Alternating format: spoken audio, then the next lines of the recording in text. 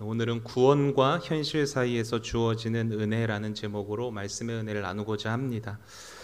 우리가 지난주에 이제 출애굽기 4장 말씀을 살펴본 것과 같이 하나님께서 보내신 이제 모세와 아론이 이제 애굽으로 가게 됩니다. 구원하라는 하나님의 명령을 지키기 위해서죠. 그리고 애굽에 있는 이제 이스라엘 백성들을 만나는 장면을 우리는 지난주에 살펴보았습니다.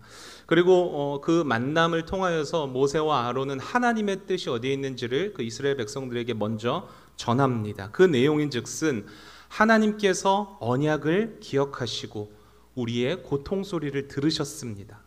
이제 하나님께서 이스라엘 민족을 애굽에서 건져내어 약속의 땅으로 인도하실 것입니다. 그러니까 억압과 고통의 삶을 하루하루 살아가고 있었던 그 이스라엘 백성들에게 이 모세와 아론의 방문은 절망 속에서 유일한 희망을 발견하는 듯한 그런 느낌이었을 것입니다. 이제 우리는 하나님이 주시는 참된 자유를 누릴 수 있겠구나. 이런 간절한 마음, 설레는 마음이 생겼을 거예요. 이날부터 이스라엘 백성들의 하루하루는 하나님의 그 구원에 대한 소망과 기대감으로 가득 차 있었겠죠. 그리고 이스라엘 백성과 이제 만남 후에 이 모세와 아론은 이제 바로에게로 가게 됩니다. 오늘 본문 1절을 보면 이렇게 기록하고 있습니다. 그 후에 모세와 아론이 바로에게 가서 이르되 이스라엘의 하나님 여호와께서 이렇게 말씀하시기를 내 백성을 보내라. 그러면 그들이 광야에서 내 앞에 절기를 지킬 것이니라 하셨나이다. 이 말씀을 보면 바로에게 요구하는 것이 명확합니다. 내 백성을 보내라. 그리고 그 내 백성을 보내라는 이유 또한 명확하게 나타나 있죠. 그들이 광야에서 나의 절기를 지킬 것이다. 또 더 정확하게는 3절을 보면은 광야로 사흘길쯤 가서 하나님께 제사를 드리는 것이 바로 목적입니다. 이 말씀들을 볼 때 하나님께서는 지금 이스라엘 백성들을 애굽에서 구원하려는 목적을 분명히 우리에게 말씀하고 계십니다. 그것이 무엇이죠? 이스라엘 백성들의 예배의 회복이라는 것입니다. 그렇다면 예배의 회복이란 것은 무엇을 말하는 것입니까? 다른 말로 하나님과의 관계의 회복을 말하는 거예요. 그러니까 무슨 관계를 어떻게 회복한다는 말이죠? 우리는 삶 속에서 수많은 분주함들로 인해서 하나님께서 내 삶을 이끌고 계신다, 하나님이 내 삶을 다스리고 계신다라는 사실도 잊어버리고, 또 어떤 일을 겪을 때에도 하나님이 이 일을 이끄시는 것, 하나님의 뜻에 의해서 이런 일이 일어난 거라는 사실조차 우리는 인식하지 못하며 살아갑니다. 이러한 우리의 상태를 다시 원래의 상태로 회복하는 거예요. 어떻게 회복합니까? 하나님이 나의 주인이 되시며 하나님만이 나의 삶을 다스리시는 주권자이십니다. 이 사실을 인정하고 그러한 하나님과의 나와의 관계가 그러한 관계임을 확인하고 결단하는 것이 바로 예배의 회복이라는 것이죠. 하나님께서 지금 이스라엘 백성들을 애굽에서 구원하시려는 목적이 바로 여기에 있는 것입니다. 그러면 여러분, 하나님께서는 이스라엘 백성들을 무엇으로부터 구원하고자 함입니까? 그들의 삶이 힘들고 환경이 어렵고 고달픈 현실 때문에 고통스러워하기 때문에 그 고통 가운데서만 벗어나게 하시려고 모세와 아론을 보낸 것입니까? 그 고난의 현실 가운데서만 건지는 게 하나님이 원하는 구원입니까? 아닙니다. 하나님이 이스라엘 백성들을 구원하시고자 하는 것은요, 이스라엘 백성들이 겪고 있는 그 현실의 고난 때문만은 아닙니다.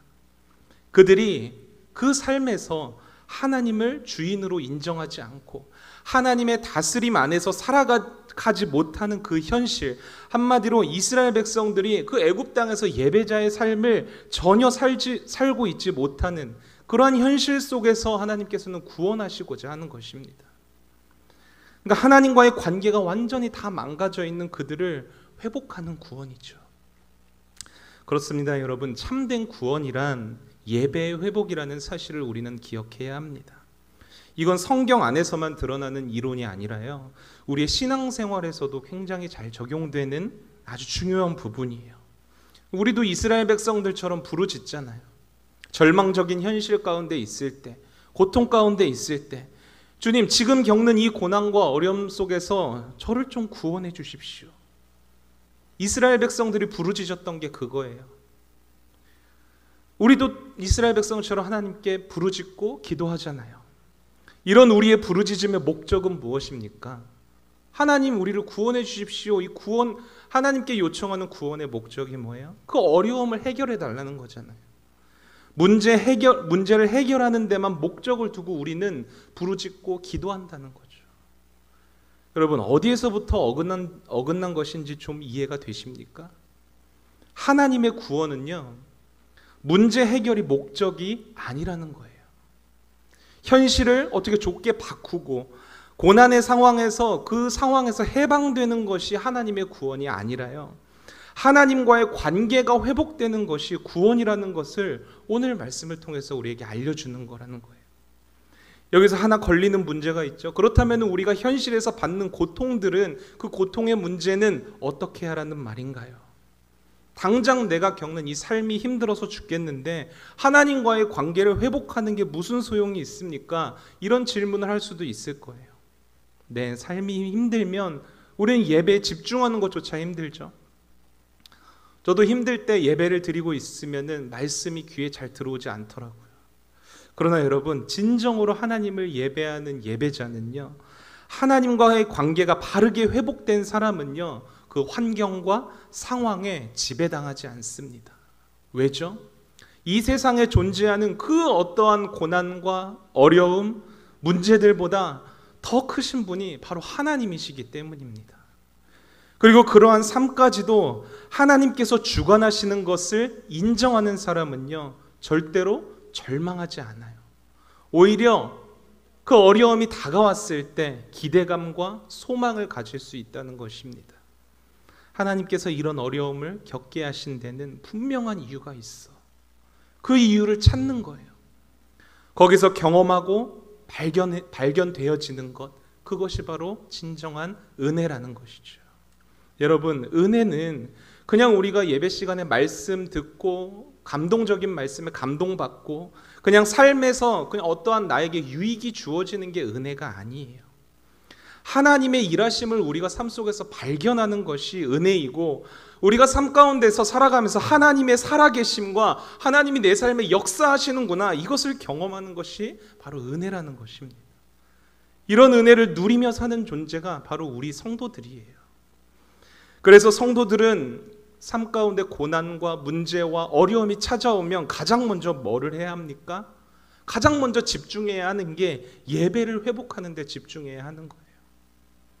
기도할 때에도 어떻게 기도합니까? 하나님, 이런 문제와 어려움을 해결해 주실 줄 믿습니다. 이런 기도가 아니라요, 하나님이 나의 하나님이심을 믿습니다. 하나님이 나의 아버지이심을 믿습니다. 지금도 내 삶을 비록 어려운 환경이지만, 현실이지만 선한 길로 이끌어가는 과정임을 내가 믿습니다.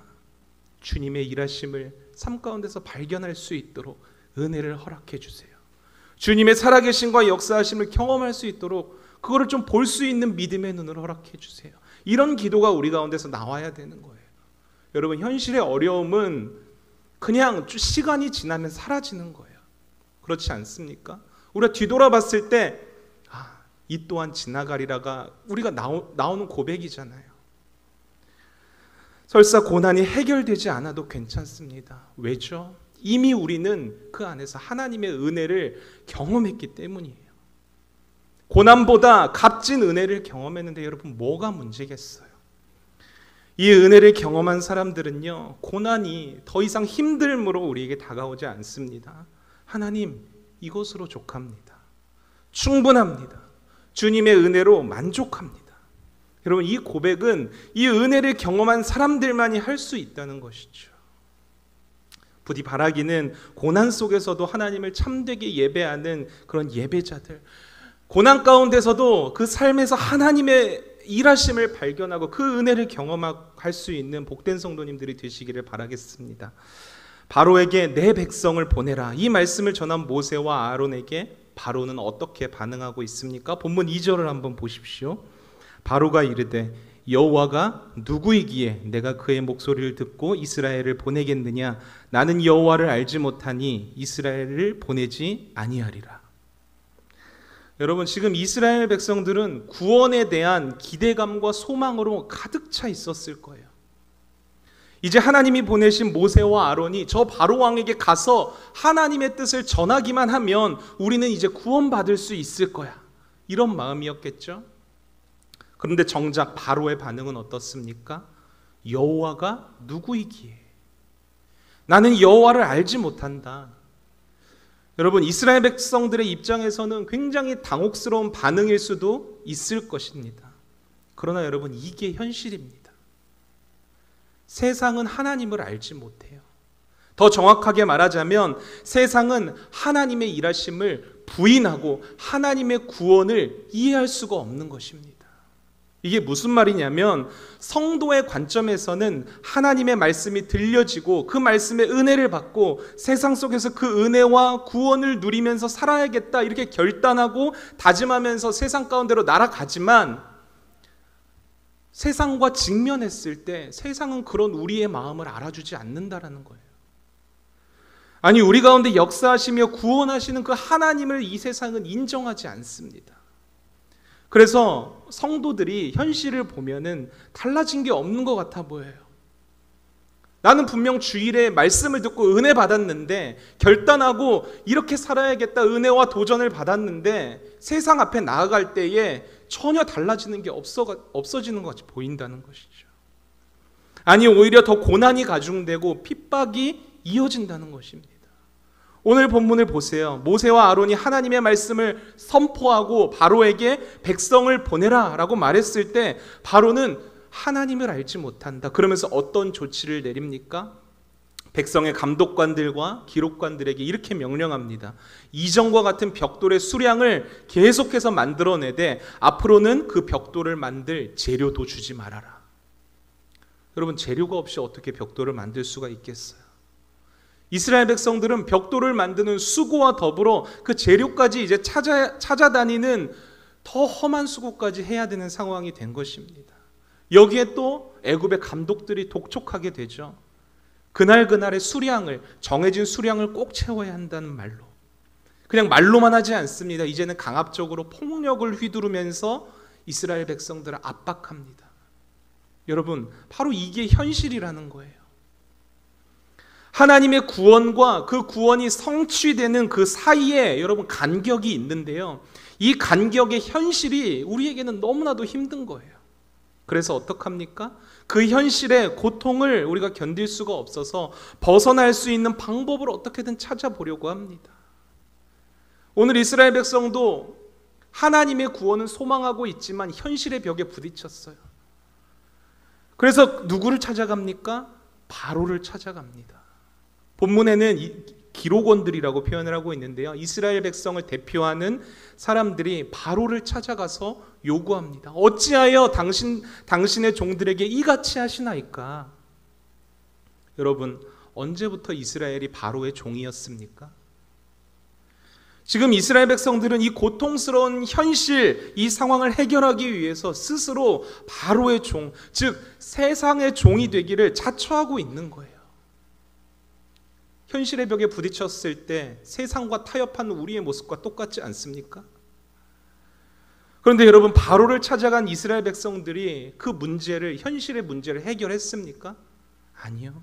절대 해결하지 못합니다. 그러면 하나님의 백성들은, 성도들은 이 구원과 현실의 간격, 그 고통을 통과할 때에 누구를 찾아야 하는 것입니까? 하나님을 찾아야 하는 것이죠. 이스라엘 백성들은 바로를 찾았지만 모세는 누구를 찾습니까? 하나님을 찾았습니다. 하나님께 엎드려 기도합니다. 주여, 어찌하여 이 백성이 학대를 당하게 하십니까? 어찌하여 나를 이곳으로 보내셨습니까? 바로를 만난 후로는 더 학대하고 있는데 주님은 왜 이스라엘 백성들을 구원하시지 않는 것입니까? 여러분, 모세가 드리는 기도가 바로 우리들이 드려야 하는 기도라는 것입니다. 이런 말씀을 하면 어떤 이는 이렇게 생각할 수도 있습니다. 그냥 하나님이 구원을 선포하시고 그 즉시 구원을 해주시면 되지 않습니까? 이스라엘의 부르짖음과 그들의 고통을 들으셨다면 왜 모세와 아론을 보냅니까? 그냥 그 즉시 애굽의 재앙을 내려서 그냥 구원하시게 하시면 되잖아요. 그런데 여러분, 그게 아니라는 거예요. 하나님의 방법은 이 구원과 현실 사이에 꼭 간격을 두신다는 거예요. 이 간격의 시간 속에서, 현실 속에서 하나님의 구원을 기다리는 백성들은 더욱더 그 고난이 가중되는 그 고통스러운 현실을 살아내야 하는 동시에 또 어떻게 해야 됩니까? 하나님의 구원을 바라보고 소망해야 하는 그런 삶을 살아내야 한다는 거예요. 참 이해하기 어려운 방법이죠. 하나님은 왜 굳이 이런 구원과 그 구원을 성취하는 그 사이에 현실이라는 이 간격을 우리에게 살아내게 하는 것일까? 이 고통스러운 시간들을 우리에게 왜 견디게 하는 것일까? 인간적인 생각에서는 이해할 수 없어요. 그래서 신앙생활을 하면서 가장 힘든 부분이 바로 이 부분인 것 같아요. 이 고통의 시간들을 왜 견디게 하시는지, 내가 이렇게 힘들다는데 하나님은 꼭 왜 그 시간을 통과하게 하시는지, 하나님은 꼭 그럴 때만 좀 침묵하시는 것 같아요. 그러나 여러분, 이 간격을 통과할 때에야 비로소 우리는 하나님의 은혜를 경험할 수 있다는 것을 기억해야 합니다. 아프고 고통스럽지만, 힘들지만, 이 상황을 하루빨리, 그 현실을 하루빨리 벗어나고 싶지만 그 시간들을 견뎌내고 인내하고 더욱더 소망 되신 주님, 우리의 삶의 주권자이시며 그 고통의 시간 가운데서도 나와 함께 하시며 일하시는 하나님을 바라보고 의지할 때에 거기서 우리에게 은혜가 있다는 거예요. 어떤 은혜입니까? 하나님을 아는 은혜예요. 하나님을 아는 은혜. 여기서 제가 안다라는 표현을 썼는데요, 안다라는 것은 단순히 우리가 지식적으로 안다는 것을 말하지 않습니다. 하나님이 전능하시다, 구원자이시다, 주권자이시다, 이 사실을 머리로만 아는 것은 여러분 신앙이 아닙니다. 하나님의 능력과 구원, 그 하나님의 일하심을 우리의 삶 가운데서 직접 우리가 눈으로 보고 경험할 때에 그것이 우리의 믿음과 우리의 신앙이 되는 것이죠. 만약에 이스라엘 백성들이 이런 현실의 벽에 부딪히지 않고 바로에게 더 큰 노역을 부여받는 이 고통스러운 시간들을 통과하지 않고 만약에 한 번의 구원이 이루어졌다, 출애굽이 완성되었다, 어땠을까요, 여러분? 그 구원을 경험하면서 당장은 기뻐하고 감사하겠지만 며칠 지나지 않아 금세 잊어버리고 말 것입니다. 구원을 은혜로 여기는 것이 아니라 당연한 것으로 여기는 것이죠. 여러분, 하나님이 주시는 은혜를 은혜로 여길 줄 아는 것이 참다운 신앙이라는 것을 기억하십시오. 무슨 말이냐면 그 현실이라는 간격 안에서 밑바닥도 경험해보고 절망적인 현실을 바라보면서 내가 의지해야 할 분은 오직 하나님뿐이라는 것도 정말로 피부로서 느껴보고 그 가운데서 간절히 눈물로써 기도하며 그 시간들을 인내하는 자만이 하나님이 주시는 은혜를 은혜로 여길 줄 안다라는 거예요. 이 은혜를 누릴 때에 우리는 어떻게 고백합니까? 하나님을 이제야 이해합니다. 하나님을 안다라고 고백할 수 있는 거예요. 뿐만 아니라 이렇게 하나님의 하나님 되심을 아는 것은 하나님의 백성들에게만 해당되는 것이 아닙니다. 그러니까 우리에게만 그것이 해당되는 게 아니에요. 하나님의 백성들을 구원하시는 그 은혜를 통해서 누구도 하나님을 알게 되냐면 이 세상도 하나님을 알게 돼요. 모세의 기도에 하나님께서 여러분 어떻게 응답하십니까? 우리가 다음 주에 살펴볼 본문이지만 출애굽기 6장 1절, 오늘 말씀과 연속되는 말씀입니다. 6장 1절의 말씀을 한번 보세요. 여호와께서 모세에게 이르시되 이제 내가 바로에게 하는 일을 내가 보리라. 강한 손으로 말미암아 바로가 그들을 보내리라. 강한 손으로 말미암아 바로가 그들을 그의 땅에서 쫓아내리라. 이제 내가 하는 일을 보아라. 강한 손으로 하는 일을 너희는 경험하게 될 것이다. 하나님께서 이 강한 손이라는 말을 두 번이나 반복해서 사용하심으로써 이스라엘 백성들이 이 앞으로 보게 될 하나님, 앞으로 경험하게 될 하나님이 얼마나 전능하신 분이시며 강한 분이시며 세상 권력을 잡은 바로보다도 높은 분이신 줄을 알게 될 것인지를 강조하고 있어요. 여러분, 이스라엘 백성들만 하나님의 전능하심을 알게 될까요? 아니요. 지금 이 세상의 주권자 노릇을 하고 있는 주권자인 척하고 있는 바로도 그 하나님의 강함, 하나님의 전능하심, 하나님의 하나님 되심을 알게 될 거예요. 아니, 바로뿐만 아니라 온 세상이 그 하나님의 이스라엘을 구원하심을 보며 하나님의 하나님 되심을 알게 될 거예요. 이것은 하박국서 2장 14절에 기록된 대로 물이 바다 덮음같이 여호와의 영광을 인정하는 것이 온 세상에 가득할 것입니다. 이 예언이 성취되는 것을 우리가 직접 보게 된다는 것이죠. 여러분, 이제 왜 하나님께서 우리에게 이 현실의 간격을 살아내게 하시고 견뎌내게 하시고 인내하게 하시는지 여러분 이해가 되십니까? 하나님께서 이루시는 그 영광에 우리가 참여하기를 원하시는 것입니다. 그 영광을 하나님께서 강한 손으로 이루어 가시지만 우리가 그 과정을 견디고 살아내고 인내함으로써 하나님이 이루신 그 영광을 우리가 같이 누릴 수 있는 은혜를 입는 거예요. 사랑하는 성도 여러분, 그 하나님이 이루시는 구원의 영광을 바라보고 소망하십시오. 지금 눈앞에 있는 고통의 시간들, 그 인내의 시간들을 묵묵히 감당하고 여러분 살아내셔야 합니다. 혼자 감당하기 힘드시다면 여러분 세상적인 방법 찾아다니지 마세요. 하나님을 찾으세요. 주님, 어찌하여 이런 시간을 보내게 하십니까? 모세도 똑같이 기도했잖아요. 어찌하여 나를 이 자리로, 그 삶의 자리로, 그 현실의 절망 가운데 있는 자리로 나를 보내셨나이까? 하나님께 다 쏟아 놓으세요. 혹여나 나만 겪는 고통이라고 힘들다고 생각이 된다면요, 여러분 우리 주님을 한번 생각해 보세요. 예수님을 한번 생각해 보세요. 여러분, 예수님도요, 말씀 한마디면 인류를 구원하실 수 있는 능하신 분이세요. 믿으시죠? 그러나 그 구원의 완성을 이루시기 위해서 예수님조차도 이 땅에 오셔서 사람의 몸을 입으시고 그 현실의 간격, 십자가의 고통과 죽음을 다 인내하시며 감당하셨어요. 물론 예수님도 하나님과 그 단절되는 고통, 그 두려움을 피하고 싶으셨죠. 우리가 겟세마네 기도의 장면을 통해서 예수님의 심정이 어떤 심정이었다는 것을 다 알고 있잖아요. 할 수만 있다면 주님, 이 잔을 내게서 옮겨주시옵소서.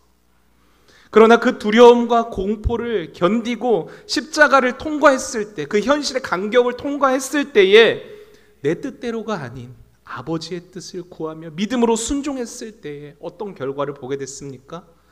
하나님의 구원이, 그 구원의 영광이 온 세상이 하나님의 구원의 영광을 보게 되었다는 거예요.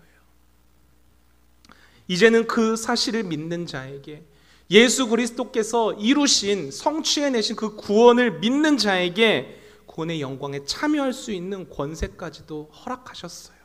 저와 여러분들이 이 구원의 영광을 소유한 하나님의 자녀들 아니겠습니까? 여러분, 혼자라고 생각하지 마세요. 이 모든 고통의 시간들을 우리보다 앞서 다 감당하신 예수님께서 우리와 지금도 함께하고 계심을 믿으시기 바랍니다. 바라기는 구원과 현실 사이에서 감당해야 하는 모든 고통과 아픔들을 믿음으로 인내하시고 견디시고 살아내셔서 주님이 이루시는 그 구원의 영광을 함께 누리며 그 은혜를 고백할 수 있는 복된 성도님들 되시기를 주님의 이름으로 부탁드리겠습니다.